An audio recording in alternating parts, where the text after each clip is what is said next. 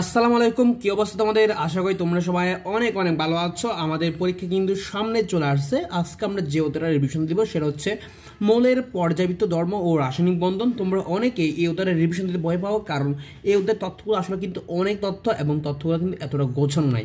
তো আজকে ভাইয়া জিনিসটা একদম তোমাদেরকে একটা ভালো একটা রিভিশন দিয়ে দিব, সাথে কী কী লাগবে কী কী লাগবে না ভাই সব কিছু একদম বুঝিয়ে দিব। তো চলো কথা না বাড়িয়ে ভাই শুরু করে দিই। দেখো, প্রথম আমাদের এই যে পর্যায় সারণীর যে বেসিক কিছু কথাবার্তা আছে এগুলো জানা লাগবে। দেখো, আমাদের পর্যায় সারণীতে যে জিনিসটা জেনে রাখবা সেটা হচ্ছে, প্রথম কথা হচ্ছে ম্যান্ডেলিপের পর্যায় সারণীর ভিত্তি কী মনে রাখবা। ম্যান্ডেলিপের পর্যায় সারণীর ভিত্তি হচ্ছে পারমাণবিক ভর। কিন্তু তোমাকে যদি কোশ্চেনটা এভাবে করা হয় যে আধুনিক বা তোমার দীর্ঘাকার বা বোর পর্যায় সারণীর ভিত্তি কী, ঠিক আছে ভাইয়া? প্রথম কোশ্চেন ছিল ম্যান্ডেলিপের পর্যায় সারণীর ভিত্তি, এখন হচ্ছে আধুনিক বা দীর্ঘাকার বা বোর পর্যায় সারণীর মূল ভিত্তি কী। বা কোশ্চেনটা যদি এভাবে করে শুধু পর্যায় সারণীর মূল ভিত্তিকে, তাও তুমি বলবে হচ্ছে কি পারমাণবিক সংখ্যা, কি বলবা, বা ইলেকট্রন বিন্যাস। মানে তোমার পরীক্ষার অপশনে যদি কি থাকে, যদি এই দুইটার মধ্যে যে কোনো একটা থাকে তাহলে তো সেটা দেখাবা, যদি দুইটাই থাকে তাহলে কি দেখাবা, ইলেকট্রন বিন্যাসটা দেখাই দিবা। এরপর আসো, এরপর আমাদের এখান থেকে মনে রাখবা হচ্ছে এই যে ল্যান্থেনাইট মৌল হচ্ছে কয়টা এবং অ্যাক্টিনাইট মৌল কয়টা। মনে রাখবা, ল্যান্থেনাইট সিরিজের মধ্যে মৌল রয়েছে টোটাল 15টা এবং অ্যাক্টিনাইট সিরিজের মধ্যে মৌল রয়েছে টোটাল কয়টা, 15টা সেম। আর এই ল্যান্থেনাইট সিরিজের যে মৌলগুলা এদেরকে বলা হয় কি বিরল মৃত্তিকা মৌল, ঠিক আছে, এটা একটু মনে রাখবা। আর এই যে ল্যান্থেনাইট সিরিজের প্রথম মৌলের নামটা কি, এটা একটু মনে রাখবা, প্রথম মৌলটা কি এটা একটু মনে রাখবা। আর অ্যাক্টিনাইট সিরিজের প্রথম মৌল কি এবং দ্বিতীয় মৌলটা কি এটা একটু জেনে রাখবা। এগুলো একদম বেসিক কথাবার্তা, এগুলো অবশ্যই জেনে রাখতে হবে।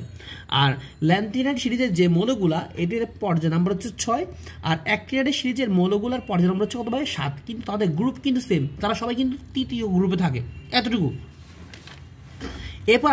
এরপর আমাদের এখান থেকে যে কোশ্চেনটা একদম কমন একটা কোশ্চেন, সেটা হচ্ছে ভাইয়া কোন ব্লকে আসলে কতটা মৌল থাকে।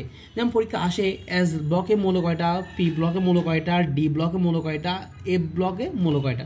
মনে রাখবা, এস ব্লকে তোমার মৌল হচ্ছে 14টা, পি ব্লকে 34টা, ডি ব্লকে 41টা এবং এ ব্লকে হচ্ছে 27টা। একদম বেসিক জিনিস, এগুলো অবশ্যই পরীক্ষা আসতে পারে।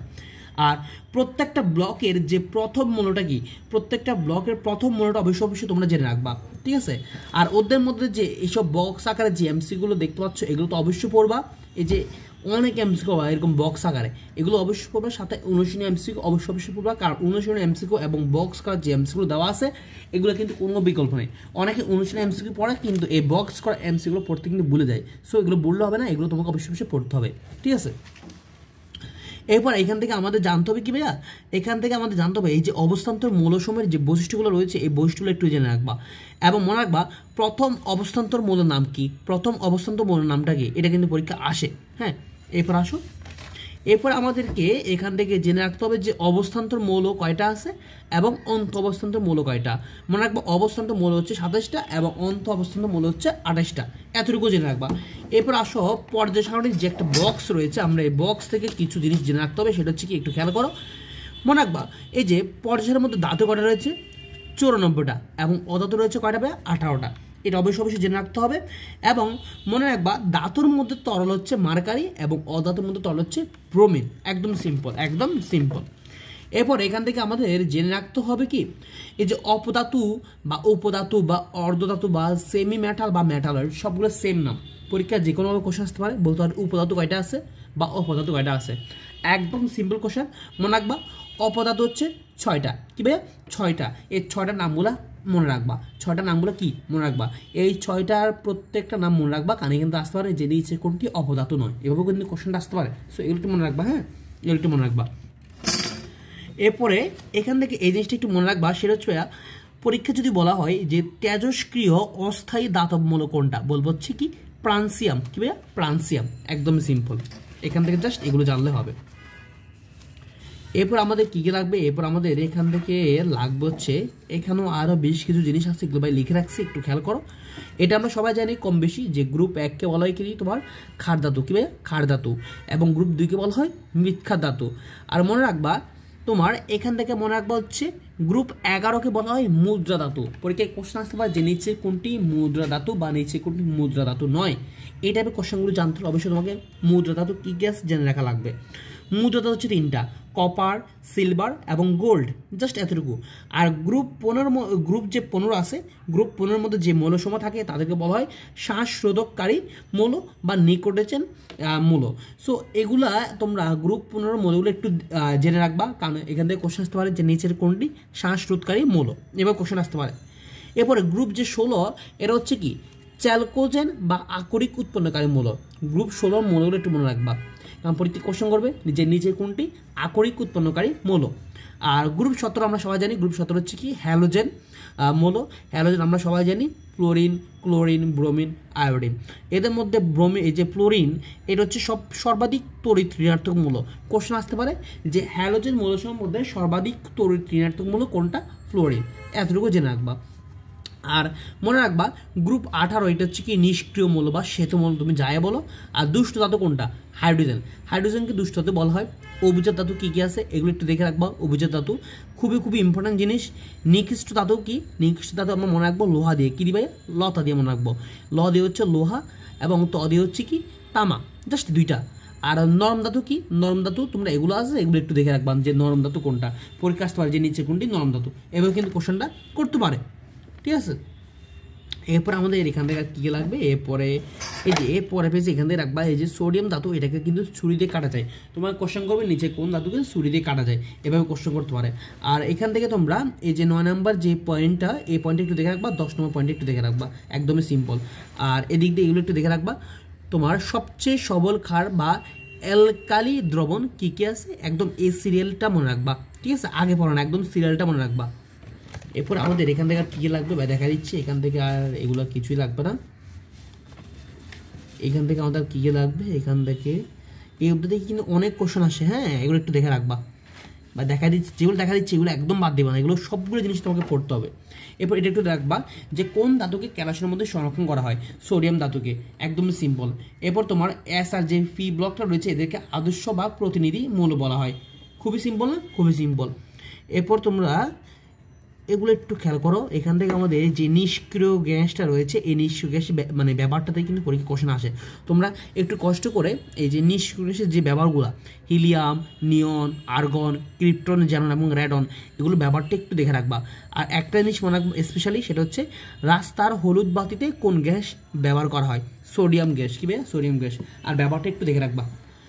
এরপরে মনে রাখবা ব্রোমিন হলো একমাত্র অধাতু এবং পারদ হলো একমাত্র ধাতু যারা সাধারণ তাপমাত্রা কি তরল। এরপর আমাদের আর কী কী লাগবে এখান থেকে আমাদের আরও বেশ কিছু জিনিস জেনে রাখা লাগবে। সেটা হচ্ছে কি বা একটু খেয়াল করো, পরীক্ষায় কোশ্চেন আসে যে পারঅক্সাইড কোনটা। সো মনে রাখবা এগুলো হচ্ছে কি পারঅক্সাইড। তারপর পলি অক্সাইড কী কী আছে এগুলো একটু দেখে রাখবা। সাব অক্সাইড কী এগুলো একটু দেখে রাখবা। সুপার অক্সাইড কী এগুলো একটু দেখে রাখবা। হ্যাঁ, এরপর নিরপেক্ষ যৌগ কী কী আছে এগুলো সবগুলো হচ্ছে তোমার নিরপেক্ষ যৌগ, এগুলো সবগুলো নিরপেক্ষ যৌগ। এখানে ট্রিক্স দেওয়া আছে, তোমরা ছেলে ট্রিক্স দিয়েও মনে রাখতে পারো। এরপরে আমাদের জেনে রাখা লাগবে হচ্ছে তোমার উভধর্মী, এই যে একটু খেয়াল করো উভধর্মী অক্সাইড কী কী আছে। কি ভাইয়া? উভধর্মী অক্সাইড কী কী আছে? তোমার এই সবগুলো হচ্ছে কি উভধর্মী অক্সাইড। হ্যাঁ, উভধর্মী অক্সাইড পরীক্ষা কোশ্চেন আসে যে নিচে কোনটি উভধর্মী অক্সাইড নয়। সো আমাদের এই জিনিসটা একটু জেনে রাখা লাগবে যে উভধর্মী অক্সাইড কী কী আছে। এরপর আমাদের এখান থেকে কী কী লাগবে একটু খেয়াল করো। এখান থেকে লাগবে হচ্ছে এই যে এগুলো একটু মনে রাখবা। তোমার একটু খেয়াল করো, স্বাভাবিক অবস্থায় কার্বন ডাইঅক্সাইড হচ্ছে একটা গ্যাস, কিন্তু সিলিকন ডাইঅক্সাইড একটা কঠিন পদার্থ, একদম সিম্পল। আর কার্বন ডাইঅক্সাইডের আণবিক গঠন হচ্ছে কি সরল রৈখিক। এই কোশ্চেনটা একদমই কমন কোশ্চেন। সেটা হচ্ছে কি এই যে সিলিকন ডাইঅক্সাইড এটার তোমার গঠনটা কীরকম, এটাকে কি বলা হয়? এটাকে বলা হয় দ্বৈতাকার অণু। কি ভাইয়া? দ্বৈতাকার অণু বলা হয়। হ্যাঁ, এগুলো একটু জেনে রাখবা। আর মনে রাখবা এটা হচ্ছে তোমার আর্দ্র বিশ্লেষিত হয়, কিন্তু এটা তোমার কি হয় না? আর্দ্র বিশ্লেষিত হয় না। এবং এটা তোমার সুনিবেশ বন্ধনও কী করে না? সুনিবেশ বন্ধনও গঠন করে না। ঠিক আছে, এগুলো একটু মনে রাখবা, একদমই সিম্পল জিনিস, বাট পরীক্ষা আসে। এবং মনে রাখবা নিষ্ক্রিয় গ্যাসের পর সবচেয়ে নিষ্ক্রিয় মৌল কোনটা? কী ভাইয়া? নিষ্ক্রিয় মৌল হচ্ছে নাইট্রোজেন গ্যাস। এবার কোশ্চেন আনতে আসতে পারে যে নিষ্ক্রিয় মাধ্যম হিসেবে কোনটা ব্যবহার করা হয়? সোডিয়াম গ্যাসটাকে। হ্যাঁ, এরপর আমাদের আর কী কী লাগবে ভাই দেখা দিচ্ছে, একটু খেয়াল করো। এরপর তোমরা এই বেসিক কথাটা একটু মনে রাখবা, এটা একটু বইয়ের মধ্যে তোমরা নোট করে নিবা। সেটা হচ্ছে P2O পাইপ, এটা হচ্ছে তোমার শুষ্ক কারক হিসেবে কী করে? কাজ করে। এবং এটাকে তুমি যদি পানিতে মিশাও তাহলে সবচেয়ে বেশি অম্লীয় দ্রবণ তৈরি করে। একদমই সিম্পল, একদমই সিম্পল, খুবই এক সিম্পল জিনিস, বাট পরীক্ষা কিন্তু এগুলো আসে, এগুলো কিন্তু আসে। এরপর আমাদের কী কী জানা লাগবে? এরপর আমাদের একটু খেয়াল করো এই দিক থেকে। এদিক থেকে আমাদের বেশ কিছু ক্রম রয়েছে, একটু ক্রমগুলো তোমরা বইয়ের মধ্যে অ্যাড করে নিবা বা এক জায়গায় নিয়ে আসছে। সেটা হচ্ছে হ্যালোজেনের সক্রিয়তা ক্রম, এই সক্রিয়তা ক্রমটা পরীক্ষার জন্য ইম্পর্টেন্ট। তারপর হচ্ছে ইলেকট্রন আসক্তির যে ক্রমটা রয়েছে, একই সাথে শক্তিমাত্রা ক্রম, অর্থাৎ সক্রিয়তা, ইলেকট্রন আসক্তি, শক্তিমাত্রা সবগুলো কিন্তু পরীক্ষার জন্য ইম্পর্টেন্ট। ভাইয়া কিন্তু এগুলো একসাথে করে দিচ্ছি, তোমরা একটু কষ্ট করে একটু এটা করবা, দেখে নিবা, ঠিক আছে। এরপর আমাদেরকে কী কী লাগবে, এখান থেকে আমাদের লাগবে হচ্ছে আন্তঃহ্যালোজেন যৌগ বা ইন্টার হ্যালোজেন কম্পাউন্ড কী কী রয়েছে। IF5 মানে তোমার এটা হচ্ছে আয়োডিন পেন্টাফ্লোরাইড এবং আয়োডিন হ্যাপ্টোফ্লোরাইড, এগুলো একটু দেখে রাখবা। হ্যাঁ, আর এখান থেকে জেনে নাও, এই পয়েন্টটা একটু দেখে রাখবা, খুবই ইম্পর্টেন্ট জিনিস। আর এদিক থেকে তোমরা এখান থেকে কোশ্চেন আসে যে মনে রাখবা কী কী গঠিত হতে পারে, কী কী গঠিত হতে পারে না। যেগুলো ভাষা টিক চিহ্ন দেওয়া আছে সেগুলো হচ্ছে গঠিত হতে পারে, এবং যেগুলো ভাষা ক্রস চিহ্ন দেওয়া সেগুলো হচ্ছে মানে গঠিত হতে পারে না। মানে এরকম যেমন OF4 এটা কিন্তু মানে কখনোই গঠিত হতে পারে না, কিন্তু OF2 ওটা হচ্ছে গঠিত হতে পারে। সো এগুলো একবার একটু দেখে রাখবা। হ্যাঁ, এগুলো একটু দেখে রাখবা। এরপর আমাদের আর কী কী লাগবে এখান থেকে, আর কী কী লাগবে এখান থেকে আমাদের মনে রাখবা, এই যে এর হচ্ছে গণিত সবচেয়ে কম এবং এর হচ্ছে গণিত সবচেয়ে বেশি। পরীক্ষা কিন্তু এই জিনিসগুলো আসে, এগুলো একটু দেখে রাখবা। হ্যাঁ, এগুলো একটু দেখে রাখবা।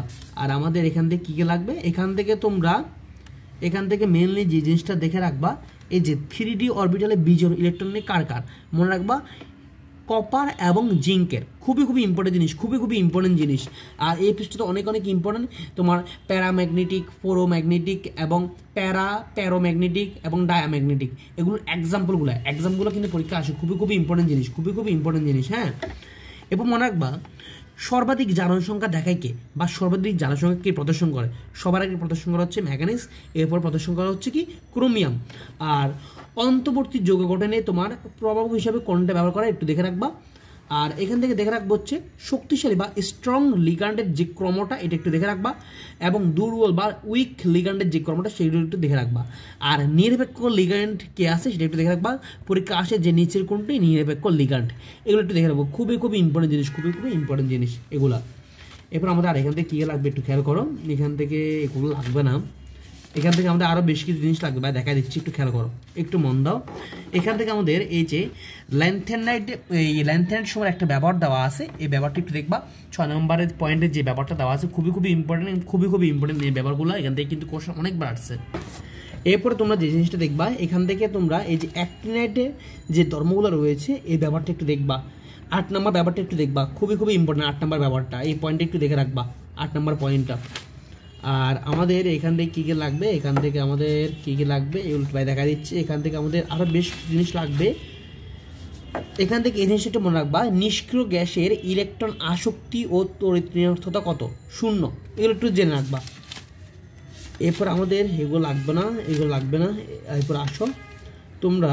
এরপরে এখানে এই যে জেনে নাও এই পয়েন্টটা খুবই ইম্পর্টেন্ট, স্পেশালি ইম্পর্টেন্ট হচ্ছে এই যে একটু খেয়াল করো, অপটিক্যাল ফাইবারের প্রধান উপাদান কোনটা, সিলিকন ডাইঅক্সাইড, এগুলো একটু দেখে রাখবা।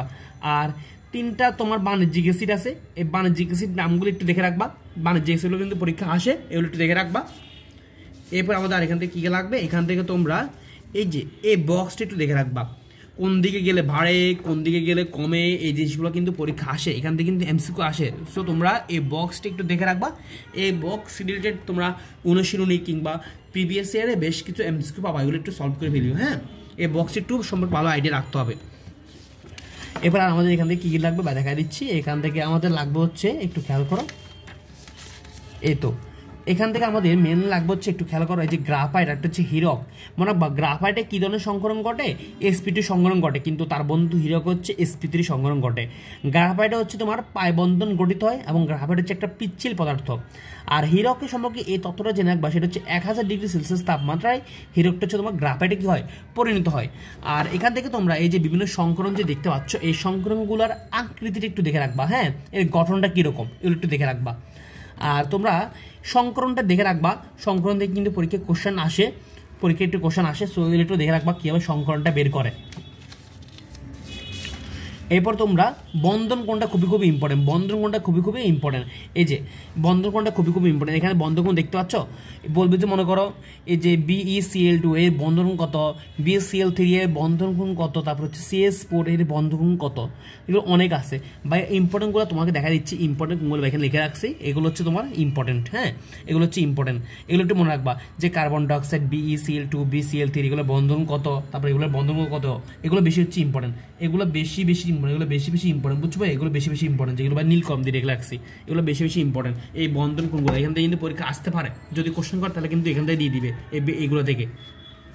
এরপরে আর আমাদের কী কী জিনিস জেনে রাখা লাগবে একটু খেয়াল করো, এখান থেকে আমাদের আরও বেশ কিছু জিনিস জেনে রাখা লাগবে, সেটা হচ্ছে একটু খেয়াল করো।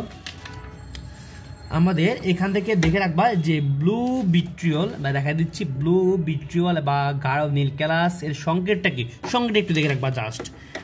এরপর আমাদের লাগবে হচ্ছে একটু খেয়াল করো, এখান থেকে আমাদের আর কী কী লাগবে, এখান থেকে এই যে এই বক্সটা খুবই খুবই ইম্পর্টেন্ট, এই বক্সটা কিন্তু খুবই খুবই ইম্পর্টেন্ট, খুবই খুবই ইম্পর্টেন্ট। হ্যাঁ, প্রথমত দেখে রাখবা এই যে ভ্যান ডার ওয়ালস আকর্ষণ বল, এই ডেফিনেশনটা একটু দেখে রাখবা, মানে কাকে বলে একটু দেখে রাখবা। হ্যাঁ, আর এখানের মধ্যে দেখবা যতগুলো বন্ধন আছে সবচেয়ে শক্তিশালী বন্ধন হচ্ছে আয়নিক বন্ধন, আর সবচেয়ে দুর্বল বন্ধন হচ্ছে কোনটা ভাই, লন্ডন বল বা বিস্তারণ বল, এগুলো একটু দেখে রাখবা। আর মনে রাখবা সোডিয়াম ক্লোরাইড এর মধ্যে আয়নিক বৈশিষ্ট্য আছে কত পার্সেন্ট, 80%, খুবই সিম্পল জিনিস, বাট আমাদের একটু মনে রাখতে হবে। এরপর আমাদের এখান থেকে তোমার এই যে স্থায়ী ডাইপোলার অণু কী কী রয়েছে এগুলো একটু দেখে রাখবা। আর এখান থেকে হাইড্রোজেন বন্ধন থেকে দেখে রাখবা, কোশ্চেন আসে যে আসলে হাইড্রোজেন বন্ধনে কী কী থাকে, নাইট্রোজেন, অক্সিজেন এবং ফ্লোরিন, এগুলো একটু দেখে রাখবা, এগুলো একদম সিম্পল জিনিস। আর আমাদের এখান থেকে তোমার আন্তঃআণবিক এবং এই যে অন্তঃআণবিক এগুলা এক্সাম্পলগুলো একটু দেখে রাখবা, খুবই খুবই ইম্পর্টেন্ট, খুবই খুবই ইম্পর্টেন্ট বা এগুলো খুবই খুবই ইম্পর্টেন্ট। হ্যাঁ, এরপর আমাদের কী কী লাগবে, এখান থেকে আমাদের প্রায় শেষের দিকে চলে আসছি। এখান থেকে মনে রাখবা এই যে কিলেশনের মধ্যে তোমার কোন বন্ধন রয়েছে, এটা হচ্ছে হাইড্রোজেন বন্ধন, একদম সিম্পল একটা জিনিস। তারপর আর এখান থেকে তেমন কিছু নাইও, আমরা প্রায় শেষের দিকে চলে আসছি। আর একটু খেয়াল করো, এখান থেকে তোমরা এই যে অনুশীলনের মধ্যে বেশ কিছু এমসিকিউ পাবা, যে নিচের কোনটা তোমার হাইপোক্লোরাস অ্যাসিড এই টাইপের বা ফাইরোক্লোরাস অ্যাসিড, এগুলো অনুশীলনের মধ্যে পাবা, এগুলো নিয়ে এত প্যারানোর কিছু নেই, এগুলো অনুশীলনের মধ্যে পাবা। অনুশীলনী যখন এমসিকিউ সলভ করবা তখন এই রিলেটেড এমসিকিউগুলো পেয়ে যাবা।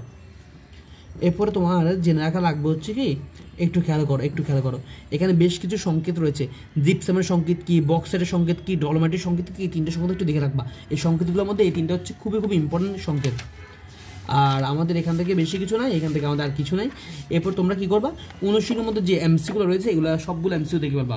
হাজারি স্যারের অনুশীলনী একটা এমসিকিউ বাদ দিবা না ইনশাল্লাহ, কারণ তোমার মোটামুটি খেয়াল করবা যদি 25টা এমসিকিউ তোমার এই যে কেমিস্ট্রি থেকে আসে, এর মধ্যে প্রায় 16 থেকে 17টা এমসিকিউ তোমার হুবহু অনুশীলনী থেকে তুলে দেয়। সো অনুশীলনী এমসিকিউ বাদ দিবা না, আর রিডিং পড়া থেকে বা যা যা দেখা দিচ্ছে এগুলো ইনশাল্লাহ পড়লে এনাফ। হ্যাঁ, তাহলে এবার পড়তে থাকো, ইনশাল্লাহ দেখা হচ্ছে পরবর্তী কোনো ভিডিওতে। ততক্ষণ পর্যন্ত ভালো থাকো, সুস্থ থাকো, আল্লাহ হাফেজ।